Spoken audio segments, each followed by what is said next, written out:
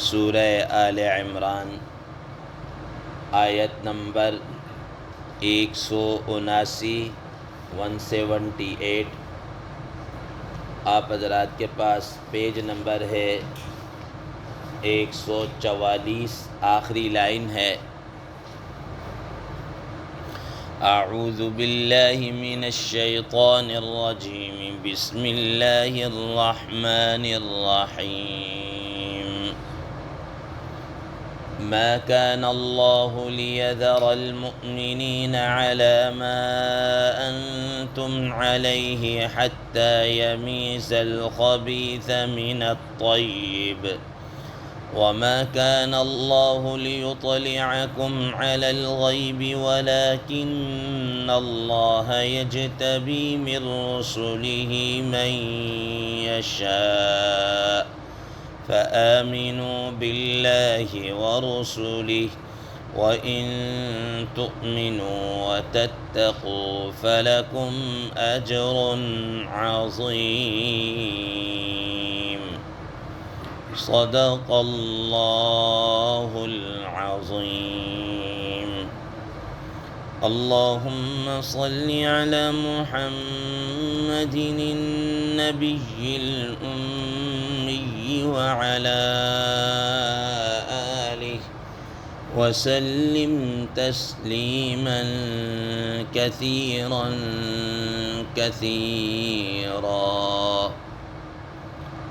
محترم سامعین کرام، اس آیت مبارکہ کا ترجمہ اللہ تبارک و تعالی ارشاد فرماتے ہیں ما كان اللہ لیذر المؤمنین علی ما انتم علیہ۔ اللہ تبارک و تعالی اہل ایمان کو اس حالت پہ نہیں رکھنا چاہتے، نہیں چھوڑنا چاہتے جس پر تم اب ہو، حتی یمیز الخبیث من الطیب، یہاں تک کہ ناپاک کو پاک سے الگ نہ کر دیں، جدا نہ کر دیں۔ وما كان اللہ لیطلعکم علی الغیب، اور اللہ تبارک و تعالی اہل ایمان کو، تم کو غیب پر مطلع نہیں کرتے۔ ولیکن اللہ یجتبی من رسلہ من یشاء، اور لیکن اللہ تعالیٰ اپنے پیغمبروں میں سے جسے چاہتا ہے وہ اس کو منتخب فرما لیتے ہیں۔ فآمنوا باللہ ورسلہ، تو تم اللہ اور اس کے رسولوں پر ایمان لاؤ۔ وَإِن تُؤْمِنُوا وَتَتَّقُوا فَلَكُمْ أَجْرٌ عَظِيمٌ، اگر تم ایمان لاؤ گے اور تقوی اختیار کرو گے تو تمہارے لیے اجر عظیم ہے، بڑا اجر ہے۔ محترم سامعین کرام، اس آیت کے ابتدائی حصے کے متعلق کل ہم نے گفتگو کر لی۔ آج ہم نے جو گفتگو کرنی ہے وہ آیت کے اس حصے سے شروع کریں گے۔ وَمَا كَانَ اللَّهُ لِيُطْلِعَكُمْ عَلَى الْغَيْبِ، کہ اللہ تبارک و تعالی اہل ایمان کو غیب پر مطلع نہیں کرتے۔ محترم سامعین کرام، یہ اللہ تبارک و تعالی کی حکمت ہے کہ اس نے ہر ایک آدمی کو یہ نہیں بتایا کہ وہ لوگوں کے دلوں کے احوال سے واقف ہو سکے، نہیں یہ چیز اہل ایمان کو بتائی ہے کہ یہ فلانا آدمی مومن ہے، فلانا مخلص ہے، فلانا مشرک ہے، فلانا توحید پرست ہے، فلانا یہ ہے، فلانے کے حال یہ، دل کے احوال یہ نہیں کہ سمجھیں۔ یہ اللہ تبارک و تعالیٰ نے کس کو دی؟ فرمایا وَلَٰكِنَّ اللَّهَ يَجْتَبِي مِن رُّسُلِهِ مَن يَشَاءُ، یہ چیز اللہ تبارک و تعالیٰ اپنے پیغمبروں میں سے جس پر چاہتا ہے اتار دیتا ہے۔ اب یہاں پر یہ بات ذہن نشین رکھیے کہ غیب کسے کہتے ہیں، غیب ہوتا کیا ہے، اور جو حضرات انبیاء علیہ السلام کو دیا گیا وہ کس قسم کا غیب تھا، وہ کیا تھا۔ حضرات مفسرین کرام رحمہ اللہ فرماتے ہیں غیب کا لغوی معنی مخفی اور پوشیدہ باتوں کے ہوتے ہیں، اور لغت کے اعتبار سے غیب کا معنی پس جگہ کو بھی کہتے ہیں، اور غیب کا معنی حضرات مفسرین کرام لغوی اعتبار سے، ڈکشنری کے اعتبار سے کہتے ہیں کہ انسان کا جو گردہ ہوتا ہے اس کے اندر جو جھلی ہوتی چھپی ہوئی اس کو بھی غیب کہتے ہیں، ٹھیک ہے، جو کہ وہ چھپی ہوتی ہے، آنکھوں سے اوجھل ہوتی، پتہ نہیں ہوتی، اس کو بھی غیب کہتے ہیں۔ لیکن اب غیب سے مراد کیا ہے؟ غیب کسے کہتے ہیں؟ غیب کی تعریف کیا ہے؟ اس کے بارے میں علامہ بیضاوی رحمہ اللہ نے یہ بات لکھی ہے۔ وہ فرماتے ہیں کہ غیب اسے کہتے ہیں کہ جس کو انسان کے حواس جان نہ سکیں اور عقل کی اس تک رسائی ممکن نہ ہو، ٹھیک ہے نا؟ جس کو انسان کے حواس، یہ انسان کے جو حواس سے مراد جو ظاہری ہیں، انسان کے حواس ظاہرہ ہیں، باطنہ ہیں، قوت لامسہ ہے، قوت شامہ ہے، یعنی چھونے کی قوت، سونگھنے کی قوت، دیکھنے کی قوت، یہ ساری چیزیں یہ انسان کے حواس ہے، ٹھیک ہے نا؟ یہ انسان کے جو حواس ہے، لا یدرک الحواس، کہ انسان کے حواس اس کو کیا کر سکیں؟ محسوس نہ کر سکیں، ادراک نہ کر سکیں۔ ولا تقتضی بداہۃ العقل، اور عقل کی رسائی اس تک کیا ہے؟ ممکن نہ ہو، یہ کیا کہلاتا ہے؟ غیب کہلاتا ہے۔ پھر غیب کے اندر دو چیزیں ہوتی ہیں۔ ایک غیب ہوتا ہے جس کو غیب لذاتی ہی کہتے ہیں، ٹھیک ہے نا؟ ذاتی علم، ذاتی علم۔ اب آپ یہ دیکھیں، ذاتی علم کا مطلب یہ ہے کہ کسی کا عطا کردہ نہ ہو، کسی کا عطا کردہ نہ ہو۔ مثال کے طور پر آپ ایک چیز سمجھ لیجئے کہ یار یہ آدمی جناب اعلیٰ جدی پشتی کیا ہے؟ مالدار چلتا ہوا آ رہا ہے، یہ سیٹھ ہے، اس کی اپنی ان کی وہ ہے، جدی پشتی چلتا ہوا آ رہا ہے، ٹھیک ہے کہ نہیں؟ یا ایک آدمی ایسا ہے کہ جو آج تو جناب اعلیٰ وہ ایسا تھا، لیکن اب کسی نے اس کو ڈونیٹ کر دیا، بہت کر دیا، اور اس کے پاس بہت مال و دولت آ گیا، یہ ساری چیزیں آ گئیں، تو یہ کیا چیز ہے کہ یہ کسی کا دیا ہوا ہے، کسی کا عطا کیا۔ ویسے جو جدی پشتی آ رہا ہے وہ بھی من جانب اللہ ہی عطا کیا ہوتا ہے، لیکن ایک سمجھانے کی غرض سے ایک حد تک۔ اسی طریقے سے یاد رکھیے گا کہ اللہ تبارک و تعالیٰ کا جو علم ہے وہ اللہ تعالیٰ کا ذاتی علم ہے۔ اس کے علاوہ باقی جتنی بھی مخلوق ہے ان سب کا جو علم ہے وہ عطا کردہ ہے، ذاتی نہیں ہے، وہ اللہ تعالیٰ کا عطا کردہ ہے۔ اب مجھے یہ بتائیں کہ ایک شخص جس کا اپنا وجود، اپنے وجود کے اندر وہ دوسروں کا محتاج ہو، کسی اور نے اس کو عطا کیا ہو، تو علم تو یہ اس وجود کی، اس انسان کی کیا ہے؟ صفت ہے، وہ تو بعد کی ایک چیز ہے۔ ذاتی جو چیز کا وجود ہے وہ کسی کا عطا کردہ ہے، تو علم یہ تو بعد کی چیز ہے، وہ کیسے اس کا اپنا ذاتی ہو سکتا ہے؟ تو ایک تو علم ذاتی ہو گیا، اور یہ ذاتی علم صرف اور صرف اللہ تعالیٰ کے ساتھ خاص ہے اور کسی اور کے ساتھ خاص نہیں۔ دوسرے نمبر پر کیا ہے؟ علم محیط کہتے ہیں، علم محیط، کہ ہر ایک چیز کو انسان نے کیا ہے؟ گھیرا ہوا ہو، یہ سب ممکن نہیں، اس کے پاس ہر چیز کا علم ہو۔ یہ علم محیط یہ صرف اللہ تبارک و تعالیٰ کی ذات ہے، جس کو اللہ تبارک و تعالیٰ قرآن مجید کی مختلف آیات میں فرماتے ہیں واللہ بکل شیء علیم، ہر چیز کا علم اللہ تعالیٰ کے پاس ہے، یا واللہ بکل شیء محیط، ہر چیز کو اللہ تعالیٰ نے کیا کیا ہے؟ گھیرا ہوا ہے۔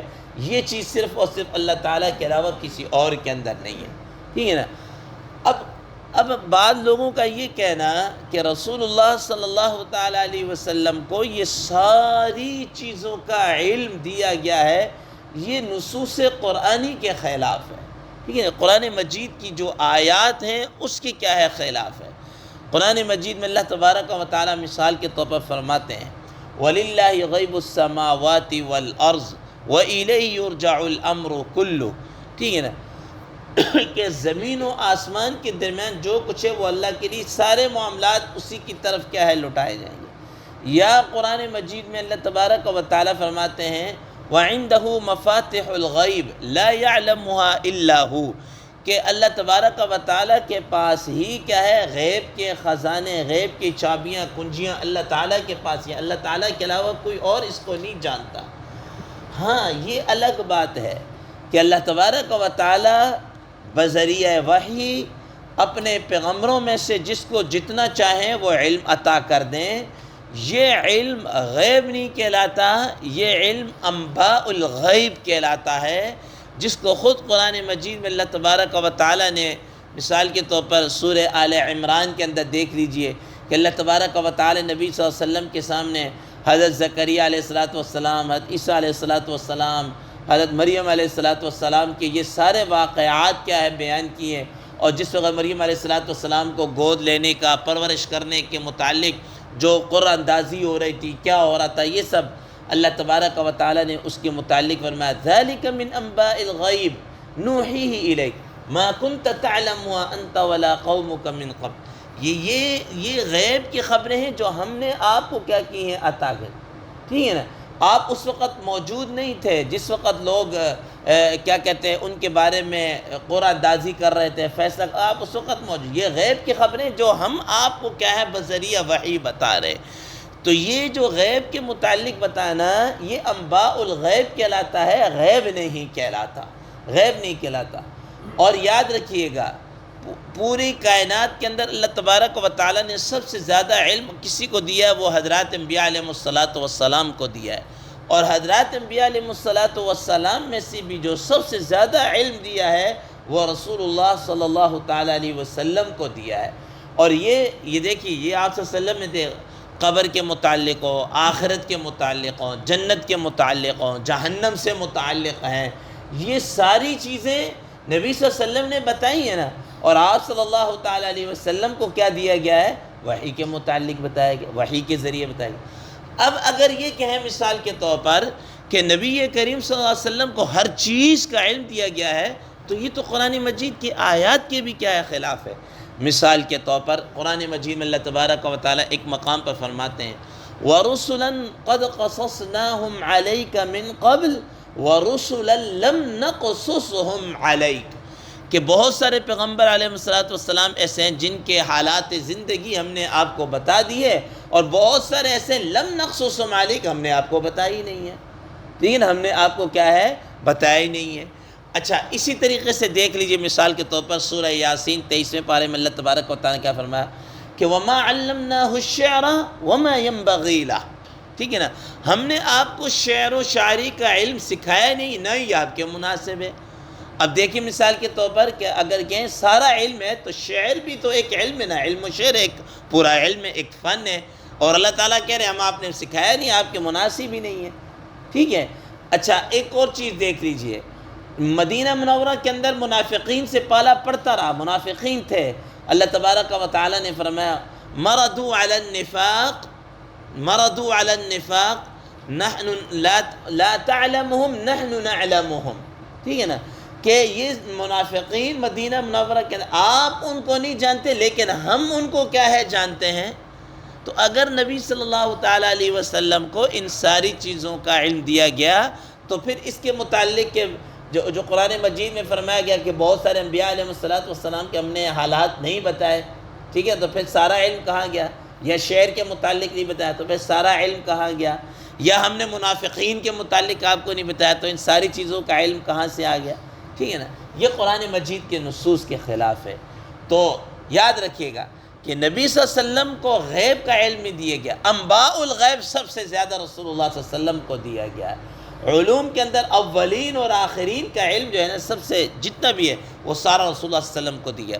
یہ رسالت کے متعلق، نبوت کے متعلق، شریعت کے متعلق جتنا علم ہے وہ سارے کا سارا رسول اللہ صلی اللہ علیہ وسلم کو دیا گیا، اور اس کے متعلق فرمایا الیوم اکملت لکم دینکم واتممت علیکم نعمتی ورضیت لکم الاسلام دینا، کہ آج کے دن میں نے یہ سارا اسلام دین وغیرہ کیا ہے مکمل کر دیا، سب کچھ اس کے متعلق ڈیٹیل کے ساتھ بتا دیا ہے۔ تو فرمایا کہ وَمَا كَانَ اللَّهُ لِيُطْلِعَكُمْ عَلَى الْغَيْبِ، ہم تمہیں غیب پر مطلع نہیں کرتے، وَلَكِنَّ اللَّهَ يَجْتَبِي مِن رُّسُلِهِ مَن يَشَاءُ، لیکن اللہ تعالیٰ اپنے پیغمبروں میں سے جس کو چاہتا ہے انباء الغیب اور غیب کی خبروں کے متعلق جس کو چاہتا ہے وہ مطلع کر دیتا ہے، بتا دیتا ہے۔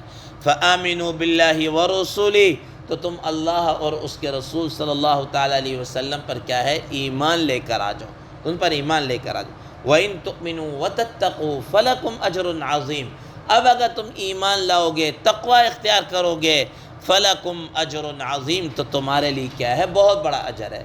ایمان اور تقوی، ایمان اور اللہ کا خوف، خدا خوفی، پرہیزگاری یہ ہوگی تو تمہارے لیے کیا ہے، سب سے بہترین، سب سے بڑا اجر اللہ تبارک و تعالیٰ کے پاس ہے۔